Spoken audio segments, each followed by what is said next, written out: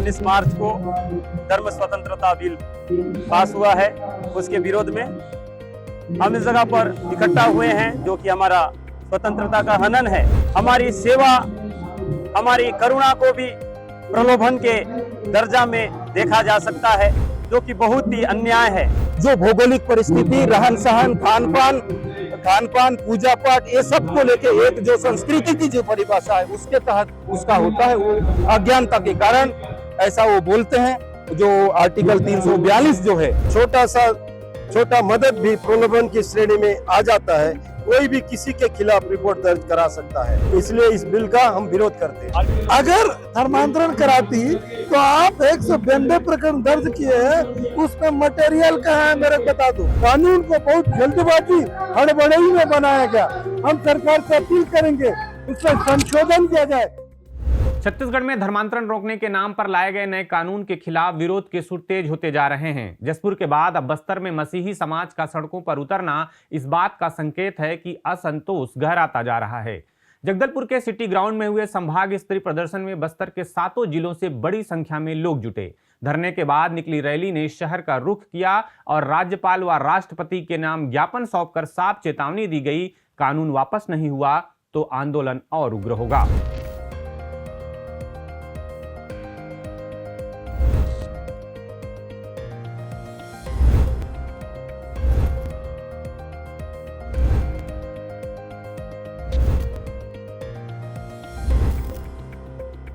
खबरों की खबर में आपका स्वागत है। मैं प्रफुल्ल ठाकुर हूं और आप देख रहे हैं सीजी खबर। छत्तीसगढ़ में धर्मांतरण को रोकने के उद्देश्य से लाए गए कानून के खिलाफ विरोध थमने का नाम नहीं ले रहा है। मसीही समाज के भीतर एक बात बार बार उभर कर सामने आ रही है, यह लड़ाई वे खुद लड़ेंगे। उन्हें न विपक्ष से उम्मीद है न राजनीतिक सहारे की जरूरत। उनका दावा है कि शिक्षा और सामाजिक जागरूकता के क्षेत्र में मसीही समाज की भूमिका ऐतिहासिक रही है और इसी ताकत के बूते वे इस कानून का मुकाबला करने में सक्षम हैं।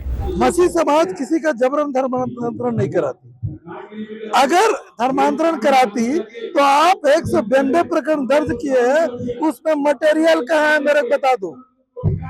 भाई अगर मैंने आपको प्रलोभन का लालच दिया तो मैंने 5,000 दिया ना, वो आपने रिपोर्ट दर्ज किया ना, उसकी जब्ती दिखा दो मेरे को। और अगर किसी समाज के द्वारा, आपके द्वारा अगर किसी बच्चे को अगर अच्छी शिक्षा दे रहे हो और अगर हॉस्पिटल में सेवा कर रहे हो, उसको प्रलोभन की श्रेणी में लाते हो, तब तो आप कोई भी मंदिर में या मस्जिद में या गुरुद्वारा में भंडारा भी नहीं करा सकते, वो भी प्रलोभन की श्रेणी में आ जाएगी। मटेरियल आपके पास नहीं है, सिर्फ आरोप है। आप गारंटी नहीं, आप उठा के देख लीजिए।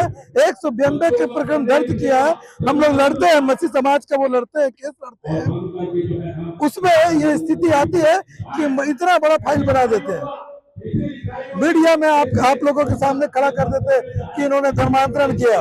अरे भाई, मेरे मन में जो आस्था है, जबकि भारत का संविधान इस बात को कहता है कि धार्मिक स्वतंत्रता का अधिकार है, मैं धर्मांतरित नहीं हूँ, वो मेरी मन की इच्छा, मेरी श्रद्धा है। और उसको आप सिर्फ ईसाई कौम को ही आप टारगेट कर रहे हैं, ये कहाँ का न्याय हुआ? ये न्याय नहीं है। एक भी प्रमाणित अगर किया है तो गृह मंत्री बता दे। आपके 5 जिला बस्तर क्षेत्र के उन्होंने मीडिया में कहा और कहा कि एक भी धर्मांतरित नहीं हुए, तो फिर कैसे हो गया? देखिए, विपक्षी दलों से हमको कोई उम्मीद नहीं है, ना हम उससे समर्थन मांगेंगे। हम इतनी सक्षम है, मसीह समाज इतना सक्षम है जो इस भारत को पैंट पहनाना सिखाया ना, आप समझ रहे हैं, शिक्षा के क्षेत्र में। तो वो राजनीतिक पार्टी उनके नीचे है, चाहे वो कोई भी पार्टी हो, मसीह समाज के वोट के बिना सरकार नहीं बना सकते, इतनी हमारी ये सोच। 19 मार्च को विधानसभा में पारित धर्म स्वातंत्र विधेयक के बाद से ही बस्तर में विरोध की लहर थमी नहीं है, बल्कि हर प्रदर्शन के साथ और व्यापक होती गई। समाज के प्रतिनिधियों का आरोप है कि कानून की परिभाषा अस्पष्ट है, जिससे निर्दोष लोगों के खिलाफ कार्रवाई का रास्ता खुलता है। उनका कहना है कि बस्तर में अवैध धर्मांतरण का एक भी प्रमाणित मामला सामने नहीं आया, इसके बावजूद समुदाय को निशाना बनाया जा रहा है। आरोप यह भी है कि समाज के लोगों के साथ भेदभावपूर्ण व्यवहार हो रहा है, गिरफ्तारियां, दबाव और यहां तक कि अंतिम संस्कार की धार्मिक स्वतंत्रता में भी दखल दिया जा रहा है। आज इस जगह पर एक दिवसीय धरना प्रदर्शन किया जा रहा है, जो 19 मार्च को धर्म स्वतंत्रता बिल पास हुआ है, उसके विरोध में हम इस जगह पर इकट्ठा हुए हैं, जो कि हमारा स्वतंत्रता का हनन है और कई सारा धाराएं जो अस्पष्ट है उसे हम विरोध कर रहे हैं, जैसे कि प्रलोभन, हमारी सेवा, हमारी करुणा को भी प्रलोभन के दर्जा में देखा जा सकता है, जो कि बहुत ही अन्याय है और इससे निर्दोष लोग पीड़ित हो सकते हैं। इसलिए हम सरकार से मांग करते हैं कि यह काला कानून को वापस ले और हमें न्याय दे। हम राज्यपाल के नाम ज्ञापन सौंपे हैं। हमें संविधान पर भरोसा है, न्याय व्यवस्था पर भरोसा है कि ये जो काला कानून है जो संविधान के खिलाफ है, ये वापस लिया जाएगा, क्योंकि कोई भी धारा स्पष्ट नहीं है, प्रलोभन का परिभाषा स्पष्ट नहीं है। सरकार से हम पूछना चाहते हैं, प्रलोभन किसको आप बोल रहे हो?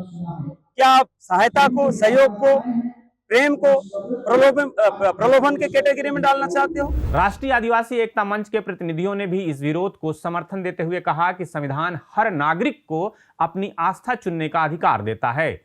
उनके अनुसार बस्तर में आदिवासी समुदाय किसी लालच या दबाव में नहीं, बल्कि अपने इच्छा से धर्म का चयन कर रहा है। धर्मांतरण के आरोपों को वे निराधार बताते हैं और कहते हैं कि अब तक एक भी मामला साबित नहीं हुआ है। कानूनी मोर्चे से जुड़े लोगों का भी यही तर्क है कि दर्ज मामलों में प्रमाण का अभाव है, फिर भी एक पूरे समुदाय को कटघरे में खड़ा किया जा रहा है।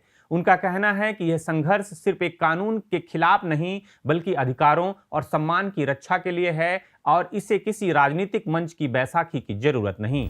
1871 में लॉर्ड मेकाले ने पहली बार जनगणना शुरू किया, उससे लेकर 31 तक 31 में आया शेड्यूल कास्ट आया, वहां से इसको लिया है। इसका मतलब यह है आर्टिकल 342 से जो भौगोलिक परिस्थिति, रहन सहन, खान पान, पूजा पाठ, ये सब को लेके एक जो संस्कृति की जो परिभाषा है उसके तहत उसका होता है। वो अज्ञानता के कारण ऐसा वो बोलते हैं। जो आर्टिकल 342 जो है विशेष परिस्थिति में, अभी आपको मीडिया के माध्यम से और भी एक बताना चाहता हूं, जब राज्य सरकार में कांग्रेस सत्ता था तो 7 जनजातियों को, अदर जाति को जनजाति में शामिल किया था।